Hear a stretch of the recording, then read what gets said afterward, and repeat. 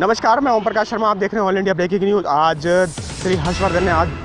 मोदी सरकार के 8 साल के कार्यकाल का ब्यौरा दिया। उन्होंने कहा जो विकास के काम मोदी सरकार ने किए हैं देश के अंदर, अभी तक 2014 से पहले वो नहीं हुए थे। 2022 तक बहुत सारी योजनाएं थी जो मोदी सरकार ने लागू की। ऐसी कौन कौन सी योजनाएं थी, देखिए इस वीडियो में। प्रिय दोस्तों, आज की इस प्रेस कॉन्फ्रेंस में आप सबका हृदय से स्वागत है। आज की इस प्रेस कॉन्फ्रेंस में मेरे साथ मेरी चांदनी चौक पार्लियामेंट्री सीट के भारतीय जनता पार्टी के दोनों डिस्ट्रिक्ट प्रेसिडेंट दाईं ओर श्री राजकुमार भाटिया और बाईं ओर श्री विकेश सेठी भी उपस्थित हैं। आज की ये प्रेस कॉन्फ्रेंस आप सब जानते हैं कि अभी हाल ही में प्रधानमंत्री मोदी जी की सरकार उसने अपने कार्यकाल के 8 वर्ष पूरे किए हैं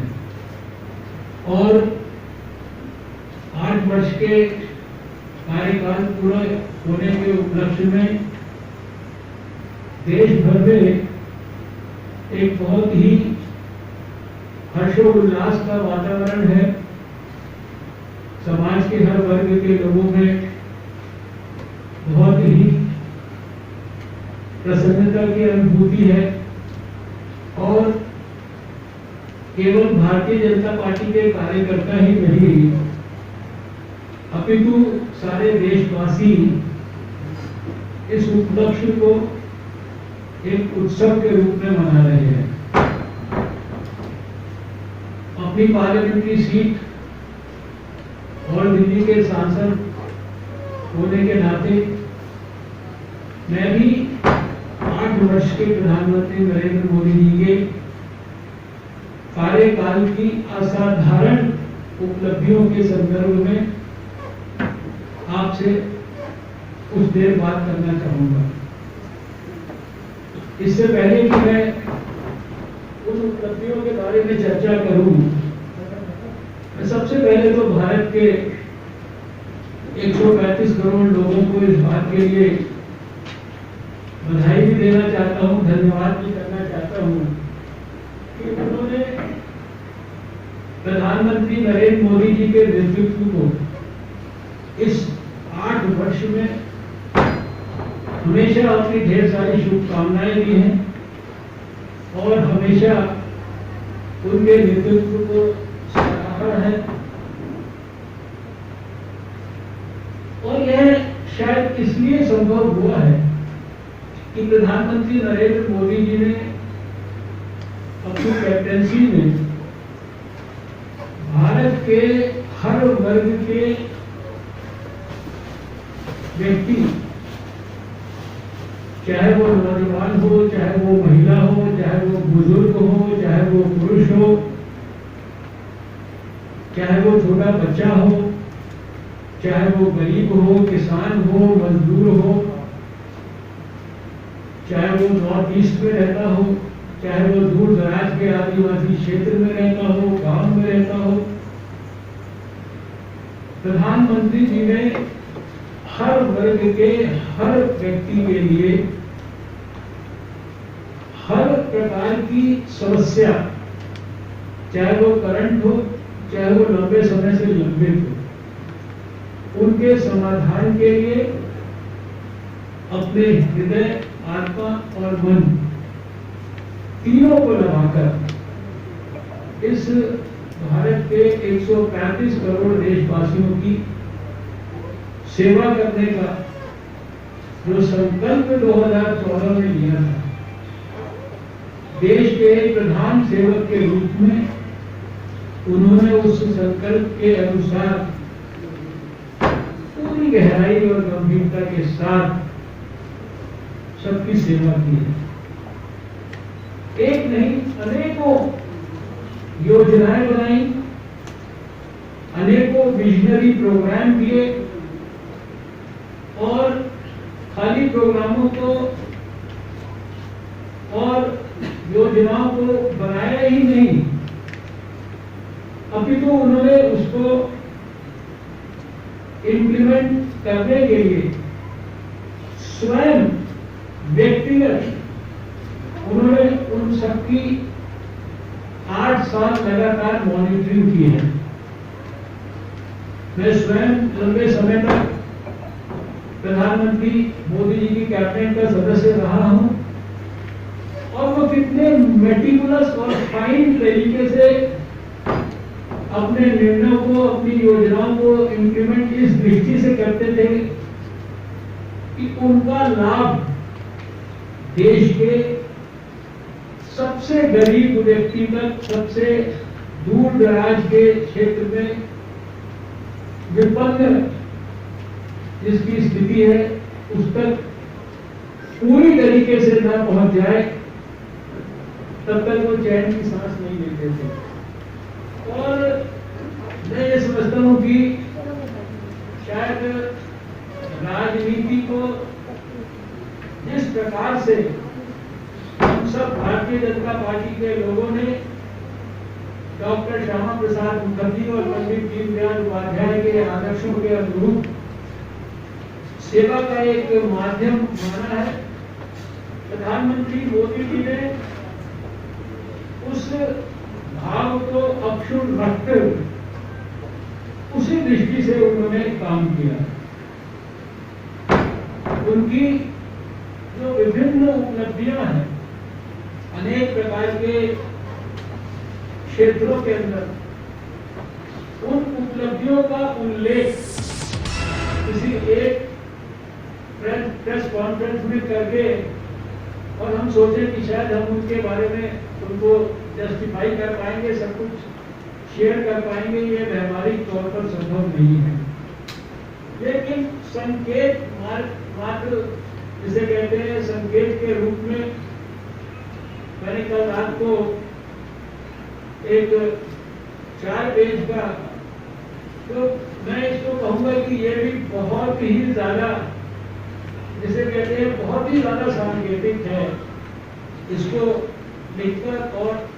आपको दिया है। मैं ये समझता हूं कि इस 8 वर्ष में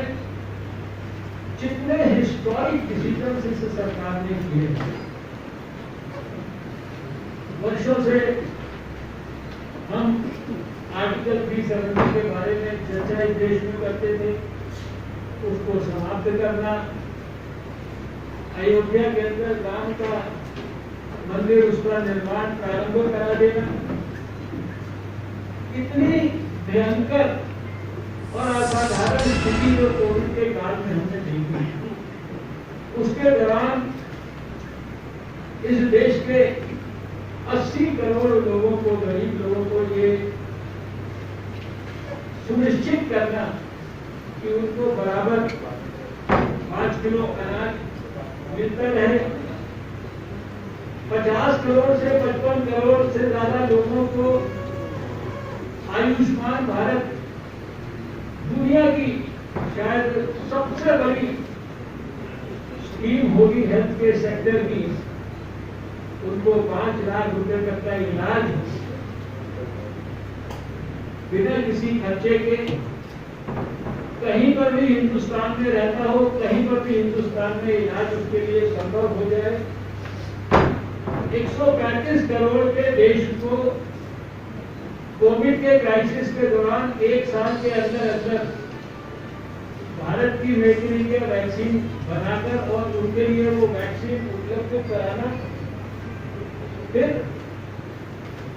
अफगानिस्तान में हमने देखा, यूक्रेन में देखा, कितनी विषम परिस्थितियां थी। तो बहुत जगह से पिछले 8 साल के अंदर जो हमारे भारतीय लोग फंसे होते थे, लेकिन इन विषमतम परिस्थितियों में से भारतीयों को निकाल कर लाना और प्रधानमंत्री किसान सम्मान योजना जैसी योजना के माध्यम से 11 करोड़ से ज्यादा किसानों को, छोटे किसानों को उनके जीवन यापन करने के लिए थोड़ा सा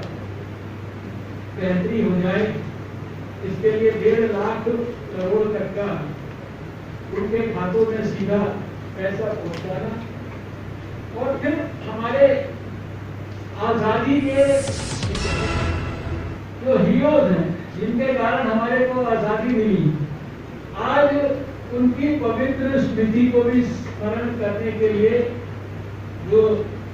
अमृत महोत्सव इस देश के अंदर आप देख रहे हैं आजादी का मनाया जा रहा है। कितने सारे कितने गौरवशाली कार्यक्रम इस देश में हो रहे हैं। आर्म फोर्सेस के वेलफेयर के लिए, हमारी बच्चियों के लिए, हमारी माताओं के लिए इतनी प्रकार की जो है प्रधानमंत्री जी ने स्कीम्स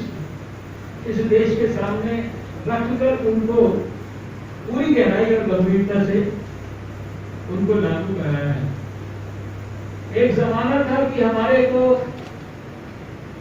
थर्ड वर्ल्ड कंट्री के रूप में इस प्रकार से हमारी गिनती होती थी, और आज ऐसा लगता है कि हम इस 8 वर्ष में ग्लोबल सुपर पावर बनने की दिशा में हम लोग जो है बहुत तेजी से कदम बढ़ा रहे हैं। दुनिया की फास्टेस्ट ग्रोइंग इकोनॉमी हम हो गए हैं, और ऐसा लगता है कि शायद हम जो है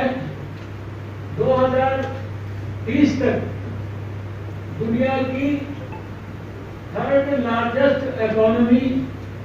बन सकते हैं। इसका आशा और विश्वास आज हमें भी और दुनिया के लोगों को भी हो गया है। हमने आज देखा है कि पिछले समय में कोविड का काल आया, और कोविड के काल के बाद यूक्रेन और रशिया का युद्ध, उसके कारण जो विषम परिस्थिति देश और दुनिया में पैदा हुई, इस सब के बावजूद भी आप जरा कल्पना करिए कि एक तरफ यूपीए के कार्यकाल में जो इन्फ्लेशन रेट होता था वो 9-10% का, कभी कभी डबल डिजिट्स में भी और ऊपर चला जाता था। आज हम उसको 5.5 से 6.5% के बीच में कंट्रोल करने में सफल हुए हैं। एक स्टेज थी कोविड के अंदर, आपको याद होगा कि हमारी नेगेटिव ग्रोथ रेट भी हो गई थी। सारे दुनिया की ये स्थिति थी, लेकिन आज सारी दुनिया के मुकाबले और यूपीए की सरकार के मुकाबले आप कंपेयर करिए तो 8% से ऊपर फ्लक्चुएट होती रहती है। कभी 8.2 हो जाती है, कभी 8.7 हो जाती है, तो ये डायनामिक फिगर्स है। लेकिन आज 8% से ज्यादा यूपीए के समय जो 6.5% थी, वो जो है स्थिति जो है आज हमारी 8% से ज्यादा हो गई है। मैंने इसमें चर्चा की है आपसे कि किस प्रकार से इंफ्रास्ट्रक्चर या फिर कैपेक्स और सोशल वेलफेयर की जो स्कीम्स हैं, इनके ऊपर कैसे 91 लाख करोड़ भारत की सरकार ने खर्च किया। आप ये देखिए ये कितने महत्वपूर्ण क्षेत्र हैं, और इनके अंदर अगर हम सब्सिडीज को ऐड कर ले तो करीब 150 लाख करोड़ का खर्चा जो है भारत सरकार ने किया है। मैंने पहले ही जिक्र किया आपसे कि 80 करोड़ लोगों को लगातार हमने अनाज उपलब्ध कराया। 3 करोड़ से ज्यादा लोगों को, गरीब लोगों को, मैं कहता हूं कि जिस तरह से प्रधानमंत्री को हमने मॉनिटर करते हुए देखा है, आज बड़े गर्व से हम कह सकते हैं कि 3 करोड़ से ज्यादा लोग, गरीब लोग जिनके पास घर नहीं था, उनको घर उपलब्ध हो गया है। 2.5-3 करोड़ तो घर बिल्कुल पूरी तरह से तैयार हो गए, उनको डिलीवर हो गए। 9 करोड़ से ज्यादा उज्ज्वला योजना के माध्यम से सिलेंडर और गैस के चूल्हे जो है इस देश के अंदर गरीब माताओं को, और मुझे बताने की ये जरूरत नहीं है कि गरीब माताएं किस तरह से सफर करती थी, किस तरह से उनको लोन का अरेंजमेंट होता था। अभी 2019 के बाद विशेष रूप से प्रधानमंत्री जी ने संकल्प लिया कि हर घर के अंदर पाइप जो है वो साफ पानी की सप्लाई जो है हम पहुंचाने का प्रयास करेंगे, और उसके लिए आंदोलन के रूप में काम देश में हो रहा है। 9 करोड़ से ज्यादा नए पानी के कनेक्शन उपलब्ध कराए जा चुके हैं। इतने बड़े देश में 192 करोड़ वैक्सीन के डोजेज लगा देना और इतने बड़े देश की अपनी व्यावहारिक कठिनाइयों के बावजूद करीब मेक इन इंडिया के 20 करोड़ से ज्यादा वैक्सीन मैत्री प्रोग्राम के अंदर 100 से ज्यादा दुनिया के देशों को उपलब्ध कराना, ये कोई साधारण उपलब्धि नहीं है। इसकी बात मैं खाली नहीं कर रहा हूं, इसकी बात सारे दुनिया के अंदर होगी। एक वर्ष कोविड काल में विश्व स्वास्थ्य संगठन के एग्जीक्यूटिव बोर्ड के चेयरमैन के रूप में भी मुझे काम करने का मौका मिला और मैंने व्यक्तिगत तौर पर जो है दुनिया के देशों की बधाई को, उनके एप्रिसिएशन को स्वीकार किया है। मुझे याद है कि प्रधानमंत्री जी ने 2014 के अंदर एक फाइनेंशियल इंक्लूजन वर्ड यूज किया था जब लाल किले से भाषण दिया था, जन धन नाम का प्रयोग किया था। और मुझे वो समय भी याद है कि जब उसके बाद जब 26 जनवरी आई थी 4-5 महीने के बाद 2015 में, तो उस समय तक ये जनधन योजना Guinness book of world record के अंदर पहुंच चुकी थी। आज 44 करोड़ से ज्यादा लोगों को बैंक का खाता उपलब्ध करा देना और 100 से ज्यादा डायरेक्ट बैंक ट्रांसफर, यानी जिसमें स्कीम्स में डायरेक्ट देश के गरीब लोगों को, चाहे वो दूर दराज के इलाके में है, उनके खाते में 100 से ज्यादा स्कीम्स का पैसा ट्रांसफर करा देना। अभी मैं देख रहा था कल रात में, ये दिसंबर एंड 2021 में जो फाइनेंस मिनिस्ट्री का डाटा है, उन्होंने कहा कि 1,50,939.36 करोड़ रुपया इन 44.23 करोड़ जो ये जनधन के खाते हैं इसके अंदर जमा हो चुका है। अब आप देखिए हमारी सरकार की जो प्रधानमंत्री मोदी जी है, कोई ऐसा प्रधानमंत्री या कोई दुनिया का ऐसा राष्ट्रीय अध्यक्ष आप बता सकते हैं या भारत के इतिहास में भी कोई बता सकते हैं जिसने 8 वर्ष के अंदर एक छुट्टी ना ली हो। प्रधानमंत्री मोदी ने एक छुट्टी ली और सेवा, सर्विस, गुड गवर्नेंस और गरीबों के लिए कमिटमेंट, यही पूरा का पूरा एक मूल मंत्र है जिसको प्रधानमंत्री जी अपने जीवन का यज्ञ मानकर उसके अंदर लगातार आहुति देते जा रहे हैं। मुझे ये कहना है कि आज खाली हम नहीं, इस देश का आम आदमी ये कहता है कि शायद इतनी रिस्पॉन्सिबल और इतनी रिस्पॉन्सिव गवर्नमेंट हमने कभी ना देखी ना कभी महसूस की। प्रधानमंत्री जी को एक बार किसी समस्या का जानकारी हो जाए, उनके माइंड में आ जाए, उनको कोई एक ब्राइट आइडिया दे दे, उनको सूझ जाए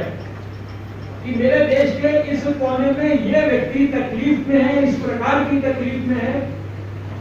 तो वो उस तकलीफ को रेडिकली दूर करने के लिए पूरी योजना बना देते हैं और फिर उस योजना को उस स्तर तक इम्प्लीमेंट करते हैं। इम्प्लीमेंट कराने के लिए, मॉनिटरिंग कराने के लिए पार्टी के ग्रास रूट लेवल के कार्यकर्ता तक स्वयं मोटिवेशन करते हैं। और हम देखते हैं कि आज इसी के कारण जो है सारे जो है हमारे देश में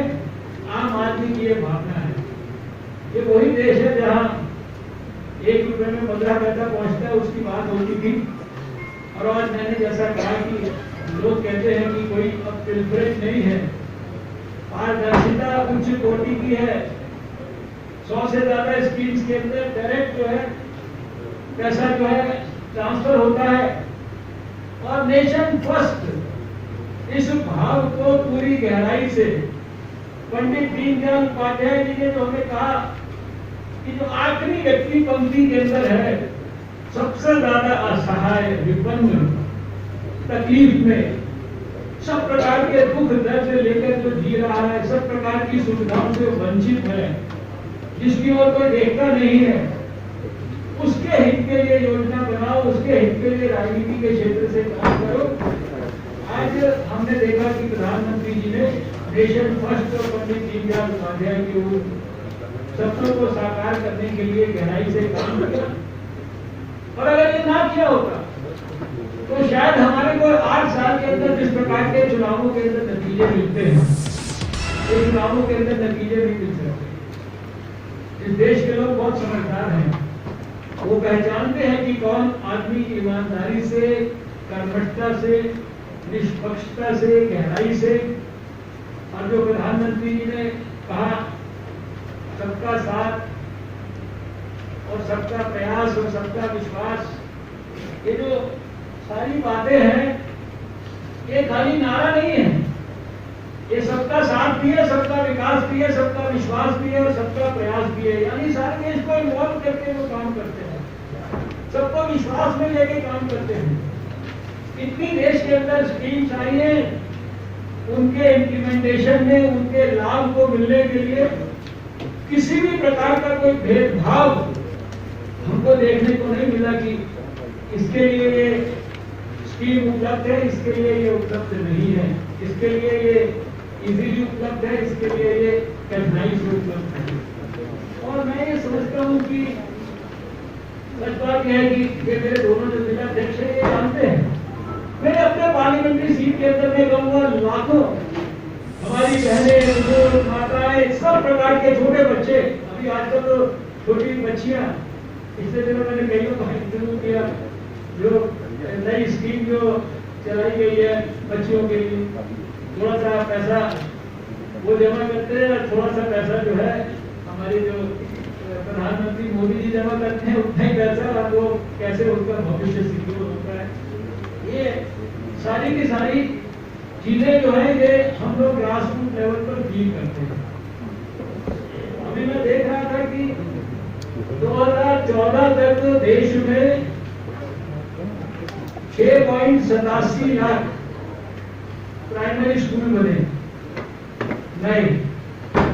और अभी 8 साल में कितने बने? 8 साल के अंदर 6.53 लाख प्राइमरी स्कूल, यानी जितने 2014 तक बने उससे थोड़े ज्यादा जो है इस 8 साल के अंदर बन गए। गरीब कल्याण अन्न योजना के माध्यम से लोगों की भूख का तो निदान किया ही कोविड में, लेकिन इकोनॉमिक दृष्टि से, उनके हेल्थ की दृष्टि से जितने प्रकार के पक्ष चिंता करने के थे वो सारे पक्षों पर चिंता किया। और इतने बड़े देश में हम बड़े गर्व के साथ कह सकते हैं कि इतनी सारी आबादी के बावजूद भी सारे दुनिया के कंपैरिजन में, चाहे वो हमारे जितने लोग बीमार हुए, चाहे वो हमारा मोर्टालिटी रेट रहा हो, हर चीज के अंदर हमने दुनिया से कई गुना ज्यादा बेहतर परफॉर्म किया है। और कोविड के दौरान भी गंभीर संकटों के बावजूद भी देश के अंदर सब गरीबों की, सब लोगों की, किसी को असहाय और तकलीफ के अंदर नहीं रहने दिया। सब प्रकार से कॉम्प्रिहेंसिव प्रधानमंत्री जी ने चिंता की है। हम ये जानते हैं कि पिछले समय के अंदर लगातार जितनी प्रकार की योजनाएं जिनका मैंने जिक्र किया, अब आपने राम जन्मभूमि के टेम्पल के बारे में जो हिस्टोरिक काम हो रहा है, काशी के अंदर आपने देखा कि किस प्रकार से कॉरिडोर विकसित हुआ, महाभारत सर्किट, रामायण सर्किट, फिर केदारनाथ का जीर्णोद्धार, इसी तरीके से सोमनाथ टेम्पल जो है उसका नए सिरे से डेवलपमेंट, पिलग्रिमेज के इतने सारे प्रोजेक्ट्स। कौन सी ऐसी चीज है जिसके बारे में प्रधानमंत्री नरेंद्र मोदी जी ने ध्यान नहीं दिया? इतने वर्ष में कभी किसी ने शायद सोचा नहीं होगा कि डॉक्टर अम्बेडकर जी के जीवन से जुड़े हुए जो भी स्थान है जहाँ वो पैदा हुए, जहाँ उन्होंने अपनी पढ़ाई की, जहाँ उन्होंने शिक्षा दीक्षा ली, सारे के सारे स्थानों को आज 5-8 साल में, बल्कि पहले शायद 4-5 साल में विकसित हो गए थे। ये पंच तीर्थ के रूप में विकसित किया।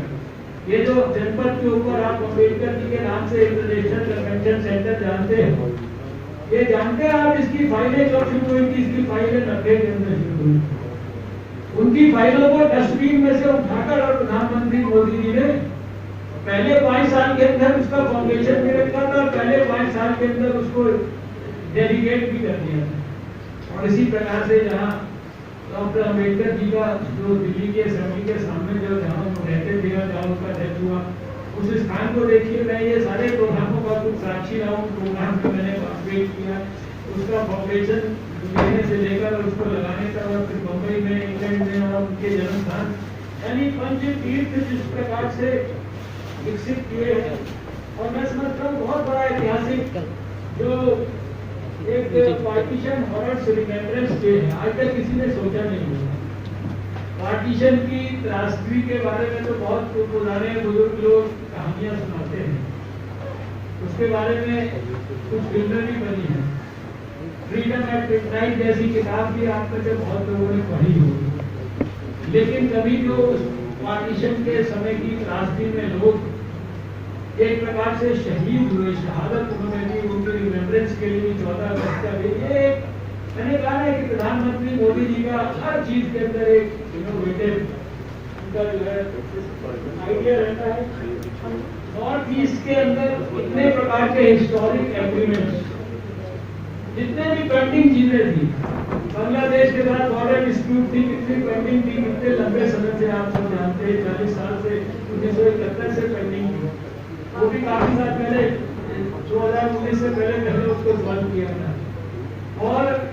नॉर्थ ईस्ट का सर्वांगीण विकास उन 8 स्टेट्स का करने के लिए कितनी प्रकार की योजनाएं हैं, उनमें से एक स्टेट के बारे में शुरू कर दो तो 2 घंटे तक 4 घंटे तक उस पर बोला जा सकता है। एक रफ अंदाजा अगर कोई लगाए तो मेरा ख्याल से कई दर्जन बार प्रधानमंत्री नरेंद्र मोदी जी केवल नॉर्थ ईस्ट के अंदर गए। ऐसे कैबिनेट मिनिस्टर, हमें ये अनुभव रहा है कि वो हर कैबिनेट मीटिंग में नॉर्थ ईस्ट के बारे में, लोगों के बारे में बात करते थे, मंत्रियों को कहते थे हर 15 दिन के अंदर एक मंत्री वहां जाएगा। और एक मंत्री की ड्यूटी लगाई थी जो बराबर ये मॉनिटर करता था कि कितने दिन में एक सरकार का मंत्री वहां जाकर योजना बनाकर उसको इम्प्लीमेंट कर रहा है, समझ रहा है प्रॉब्लम को। ये सारी चीजें उन्होंने जो है किस प्रकार से कही। और जैसा मैंने कहा कि सबका साथ, सबका विकास, सबका प्रयास और सबका विश्वास, देश भर के 739 डिस्ट्रिक्ट्स में देखिए योजना बनाकर और योजना को लागू कर दिया, कागजों पे अनाउंस कर दिया, चिट्ठियां लिख दी, ये तो काम सबने किया। लेकिन मैंने मोदी जी को देखा है, उन्होंने भारत सरकार के 800 से 1000 ऑफिसर्स को कई महीने तक देश के 112 या 115 जितना भी नंबर था उससे एस्पिरेशनल डिस्ट्रिक्ट्स, तो सबसे कमजोर डिस्ट्रिक्ट्स थे, उन डिस्ट्रिक्ट्स में जाकर भेजा था अध्ययन करने के लिए। और फिर 8-10 योजनाओं को वहां पर लगातार कैसे इम्प्लीमेंट करना, कैसे मॉनिटर करना। और मैं जानता हूँ स्वास्थ्य मंत्री के रूप में भी किस तरह से हर डिस्ट्रिक्ट के अंदर और ऐसे विभिन्न डिस्ट्रिक्ट के अंदर भी मेडिकल कॉलेज खोलने से लेकर और जो स्टेट्स वंचित है वहां पर एम्स जैसी संस्था को स्थापित करने के संदर्भ में, यानी सारे के सारे डिस्ट्रिक्ट्स का किस प्रकार से विकास करने का उन्होंने प्रयास किया। मिनिमम जिसे कहते हैं कि गवर्नमेंट और मैक्सिमम गवर्नेंस, ये केवल नारा नहीं है। 8 साल के बाद हम बड़े गर्व के साथ कह सकते हैं कि सारे संसार के अंदर कोई ऐसी सरकार है जिसके ऊपर सारे दुनिया के अंदर जो है जो लोग उसका उदाहरण दे सकते हैं, उसके एग्जाम्पल को इम्यूलेट कर सकते हैं, तो हमारी सरकार है। और कितनी गहराई से एक एक देश के कानून को प्रधानमंत्री मोदी जी ने स्वयं व्यक्तिगत तौर पर स्टडी करके मॉनिटर कराया। जो भी कानून देश के लोगों के लिए फ्रेंडली नहीं था, ऐसे कम से कम वो नंबर डायनेमिक है, चेंज होता रहता है, 1500-2000 के बीच में जो है नंबर होगा। ऐसे कानूनों को ढूंढना, आजादी के पहले जमाने से पता नहीं कब से कानून चल रहे थे, कोई कभी सोचता भी नहीं था, और उनके माध्यम से लोगों का हरेसमेंट होता रहता था। जो काम मिनटों में होना है वो काम कई कई महीनों तक नहीं होता था। लोगों का हरेसमेंट अलग होती थी, लोग इंस्पेक्टर राज के माध्यम से रिश्वत लिया करते थे। ऐसे कानूनों को समाप्त करके डस्टबिन में डाला और इस 8 साल में कितने सारे इंस्टीट्यूशनल उन्होंने रिफॉर्म्स किए, कितने सारे नए कानून, उनके बारे में जो है एक एक कानून के बारे में चर्चा करना शायद ठीक नहीं होगा क्योंकि सब में बहुत लगेगा, लेकिन इतने सारे कानून, ट्रिपल तलाक का जो कानून है पता नहीं कितनी, और ट्रांसजेंडर के लिए कानून आप सोचिए, छोटे बच्चों के लिए जो उनका जो सेक्सुअल हैरेसमेंट उनका अब्यूज होता था, चाइल्ड अब्यूज, उसके खिलाफ जो है सख्त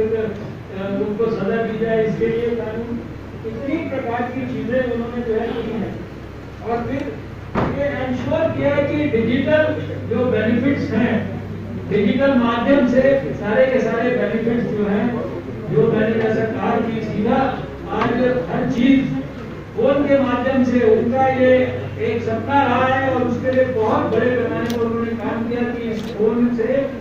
मैं हर देश के व्यक्ति को एकीकृत करूं। इस फोन के माध्यम से वो पढ़ भी पाए, दूर दराज के गांव में इंटरनेट की सुविधा भी पहुंचा दी है। इस फोन के माध्यम से उसका स्किल डेवलपमेंट भी हो सके, उसको सब प्रकार के जो है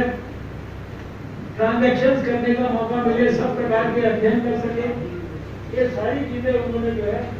और मैं समझता हूँ कि ये जो प्रधानमंत्री जी ने विदेशों के फ्रंट पर काम किया और खासकर व्यक्तिगत तौर पर किस प्रकार से इंडियन डायस्पोरा की चिंता की, विदेशों में जाकर भी और वैसे भी अनेक स्कीम्स के माध्यम से, कल्चरल डिप्लोमेसी के माध्यम से आज प्रधानमंत्री मोदी जी ने अंतर्राष्ट्रीय स्तर पर भारत की उस तरह की स्थिति जो है उसको निर्मित करके दिखाया। और उसी के कारण हर जो हमारा विदेश में रहने वाला भारतीय है उसको एक बहुत ही असाधारण गर्व की अनुभूति होती है, चाहे वो नॉर्थ के बॉर्डर्स पर मुस्तैदी से बने रहने की बात हो, चाहे वो यहाँ पर विश्व के अंदर टेररिज्म के खिलाफ आप जानते हैं कि सर्जिकल स्ट्राइक और दूसरी चीजें, कितनी सारी चीजें उसके संबंध में हुई, तो किस तरह से उस लड़ाई को लड़ने की बात हो। आज हमें सारी चीजों में इंटरनेशनल हमें सपोर्ट जो है उसके संबंध में मिला है और हमने ग्लोबल स्तर पर एक सेंटर स्टेज भारत को मिला है। ये एक प्रकार से भारतवासियों के लिए, क्या आप नहीं समझते कि ये भारतवासियों के लिए एक बहुत बड़ा गर्व का मूवमेंट है? ये खाली हमारी सरकार के सेलिब्रेशन का नहीं, ये सारे देशवासियों के सेलिब्रेशन का वक्त है। भारत की प्रतिष्ठा पूरे दुनिया के अंदर बहुत ऊंचाई तक पहुंची है। और मैं थोड़ी देर के लिए आपको याद दिलाना चाहता हूँ 2014 से पहले क्या स्थिति थी देश में, कितना बड़ा निराशा का वातावरण था, रोज भ्रष्टाचार और घोटाले इनका जिक्र होता था और लोग कहते थे इस देश के अंदर India's economy refuses to grow, इस प्रकार की शब्दावली का इस्तेमाल होता था। और उसके मुकाबले अब किस प्रकार से आप देख रहे हैं कि जो गरीब से गरीब आदमी है उसके दिमाग में भी जो है देश के लिए मोदी जी के लिए कैसा कॉन्फिडेंस डेवलप हुआ है, भारत किस तरह से प्रोग्रेस कर रहा है, करप्शन फ्री नेशन और सस्टेनेबल डेवलपमेंट, ये सारी चीजें, गुड गवर्नेंस, ये बेसिक प्रिंसिपल्स जिनके ऊपर प्रधानमंत्री मोदी जी, ये केवल नारे नहीं, इस सरकार ने उन सबको करके दिखाया है। और ये संभव हुआ है प्रधानमंत्री मोदी जी की ऑनेस्टी के कारण, उनके डेडिकेशन के कारण, उनके डिवोशन के कारण, उनकी डिसिप्लिन के कारण और उनके सेवा भाव के कारण भारत को अपनी जो आइडेंटिटी है, जो भारत का शायद कहीं पे मैं ये समझता हूँ कि जो इस देश का जो गौरवशाली अतीत था उसको बहुत सारी चीजें विस्मृत होती थी, उसको दोबारा से पुनर्स्थापित करने में, इस देश की महान सांस्कृतिक परंपराओं को इस देश के अंदर पुनर्स्थापित करने के अंदर और जिस प्रकार से 8 साल के अंदर भारत को एक न्यू इंडिया के रूप में प्रधानमंत्री नरेंद्र मोदी जी ने ट्रांसफॉर्म करने का प्रयास किया है, समझता हूँ ये एकदम असाधारण है। किन्हीं भी शब्दों के अंदर, कम से कम मेरे पास मेरी शब्दावली में वो शब्द नहीं है जिसमें मैं वो प्रधानमंत्री मोदी जी की गंभीरता और गहराई और उनके विजन को, क्रिटिसिज्म करने वाले बहुत सारी बातें कर सकते हैं। कोई कहेगा कि आज ये प्रॉब्लम है, आज वो प्रॉब्लम है। प्रॉब्लम हर समय रहती है, कोई ऐसा समय नहीं होता जब प्रॉब्लम नहीं होती। लेकिन एक एक प्रॉब्लम को गहराई से अध्ययन करके उसका समाधान निकालना, उसके समाधान के लिए विजन डेवलप करना, योजना बनाना, उसको इम्प्लीमेंट करना, उसकी मॉनिटरिंग करना और कंसिस्टेंट मॉनिटरिंग करके जब तक वो उसका फ्रूट डिलीवर ना हो जाए ग्रास रूट पर, तब तक चैन की नींद ना सोना। चैन की नींद तो खैर क्या हो सकते, तो लिटरली ज़्यादा कुछ है नहीं। और जैसा मैंने कहा कि उन्होंने कोई छुट्टी भी नहीं ली। हमें गर्व है अपनी सरकार के ऊपर, अपने प्रधानमंत्री के ऊपर और हमारी पार्टी जो कि दुनिया की सबसे बड़ी पार्टी बन गई है उसके ऊपर, जिसके माध्यम से आज भारत बहुत तेजी से प्रोग्रेस यानी प्रगति के पथ पर आगे बढ़ रहा है। तेजी से दुनिया के अंदर सुपर पावर के रूप में विकसित हो रहा है। 2030 तक दुनिया की थर्ड स्ट्रॉन्गेस्ट इकोनॉमी के रूप में डेवलप होने की संभावनाओं की ओर बढ़ रहा है। और जिस तरह से इस काम को करने के लिए सब प्रकार के क्षेत्रों का भरपूर, उसके अंदर चाहे वो एनवायरमेंट प्रोटेक्शन की बात हो, चाहे वो क्लाइमेट चेंज की बात हो, चाहे वो साइंस की जो एडवांसमेंट्स है उनका प्रयोग करने की बात हो, हर चीज के अंदर आप देखेंगे कि भारत आज किसी से पीछे नहीं दिखाई देता। और मैंने वर्षों तक साइंस एंड टेक्नोलॉजी में काम किया। मुझे पता है कि साइंस एंड टेक्नोलॉजी के अंदर बड़े गर्व के साथ व्हाइट हाउस में भी जाकर अमेरिका के जो साइंस एंड टेक्नोलॉजी डिपार्टमेंट के लोगों के साथ आमने सामने बैठकर हम लोग बड़े गर्व के साथ बातचीत किए। हेल्थ के सेक्टर के अंदर विश्व स्वास्थ्य संगठन के फोरम पर भारत की उपलब्धियों को कितने गर्व के साथ उनकी चर्चा की जाती है। आज जो ट्रेडिशनल मेडिसिन के लिए जो सिस्टम विकसित हो रहा है, उसके लिए विश्व स्वास्थ्य संगठन ने भारत के अंदर जो है सारे दुनिया का सेंटर बनाने का निर्णय किया। उसकी आप जानते हैं, अभी प्रधानमंत्री जी ने और DGWH ने उसकी शुरुआत की। कहने का अभिप्राय यह है कि इतनी कुछ चीजें हैं इंफ्रास्ट्रक्चर के अंदर। पहले कितनी 11 किलोमीटर रोज की सड़क बनती थी, आज 37-38 किलोमीटर सड़क बनती है। रेलों का विकास देख लीजिए, हवाई जहाज सिविल एविएशन के अंदर विकास देख लीजिए, उड़ान योजना का विकास देख लीजिए। हर क्षेत्र में कितनी प्रकार की चीजें हैं चर्चा करने के लिए। मैं आप सबका हृदय से धन्यवाद करता हूँ और हम सब भगवान से यही प्रार्थना करते हैं कि प्रधानमंत्री नरेंद्र मोदी जी के नेतृत्व में देश और दिन दुगनी और रात चौगुनी तरक्की करे।